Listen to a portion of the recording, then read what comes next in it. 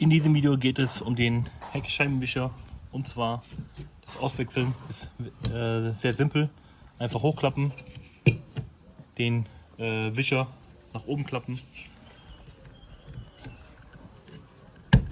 und einfach abziehen. Ich habe einen von Bosch H311, der ist auch schon deutlich länger als das Original. So, jetzt können wir mal schauen. Das Original ist, was dran war, 250 mm lang, und den ich jetzt gekauft habe, ist exakt 300, also 30 cm. Man sieht auch von der Länge her, dass der neue deutlich länger ist. Passt aber auch, steht zwar nicht in der Beschreibung drin, dass er passt, aber es passt auf jeden Fall.